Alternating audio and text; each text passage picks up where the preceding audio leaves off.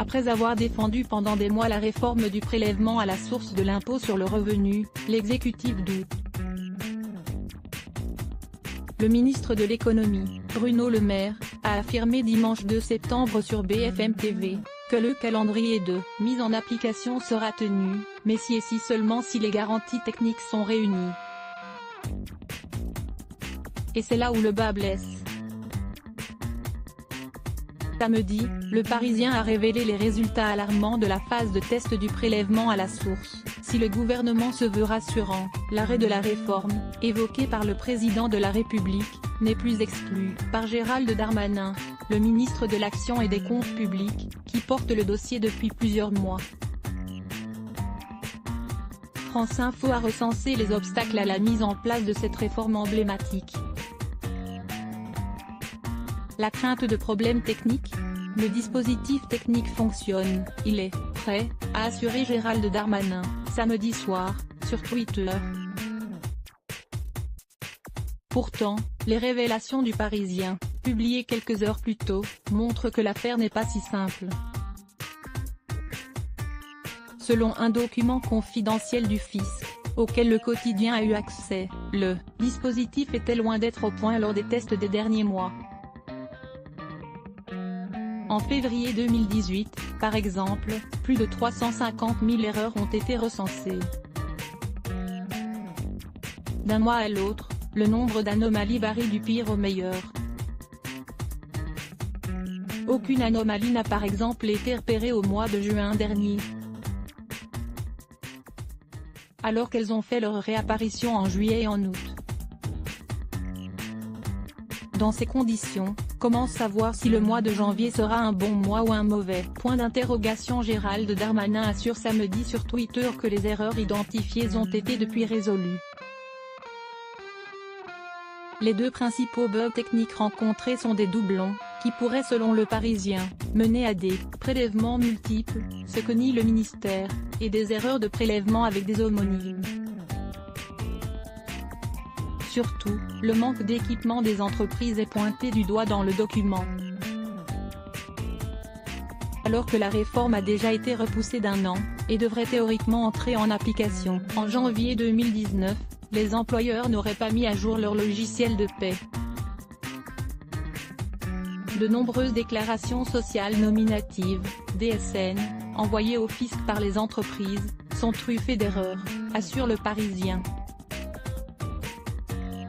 Des problèmes techniques dont a pris connaissance le président de la République. J'ai besoin d'une série de réponses très précises, affirmait-il jeudi 30 août. C'est une réforme complexe, qui demande beaucoup de travail.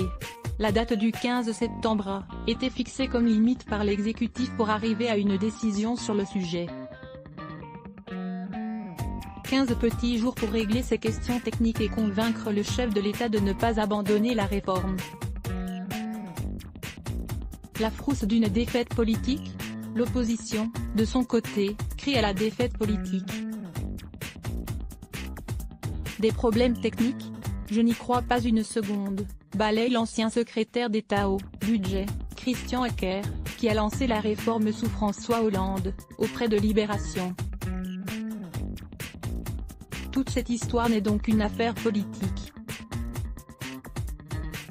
Christian Eckert, ancien secrétaire d'État au budget à Libération. Ces bugs techniques, qui viennent de nulle part, ont bon dos pour peut-être préparer les esprits à une reculade, non pas technique, mais politique, a tensé sur France Info Jean-François Copé, ancien ministre délégué au budget, favorable à la réforme, qu'il juge très bonne. Le Maire Les Républicains de Meaux, affirme que l'administration fiscale est parfaitement capable de mettre tout cela en place.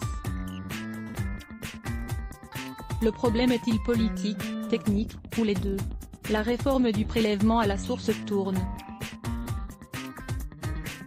En tout cas, au bras de fer entre le président et son ministre des Comptes publics. D'un côté, Gérald Darmanin ne veut pas faire machine arrière, lui qui a passé beaucoup de temps à expliquer la réforme, par exemple lors d'une longue interview dans le JDD, en avril. De l'autre, le président voit d'un mauvais œil les conséquences politiques d'un éventuel fiasco, lors de la mise en application de la réforme, prévue en janvier prochain. Car la réforme concerne 38 millions de foyers fiscaux et la majorité craint de payer dans les urnes l'application de la mesure. Les élections européennes, premier scrutin depuis l'arrivée à l'Élysée d'Emmanuel Macron, sont prévues quelques mois plus tard, le 26 mai 2019. La peur d'un effet psychologique? Autre problème, le prélèvement à la source fait mécaniquement baisser le chiffre affiché en bas de la fiche de paie. Pour certains analystes, le changement aura du mal à passer chez les Français.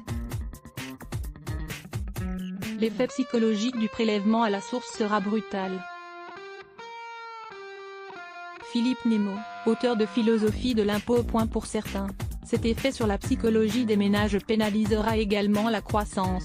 Comme le moteur de la croissance en France a toujours été la consommation, on risque d'avoir « comportement d'attente », estime le député Les Républicains Gilles Carré, interrogé par France 2. Psychologiquement, il peut y avoir le sentiment d'une perte de pouvoir d'achat.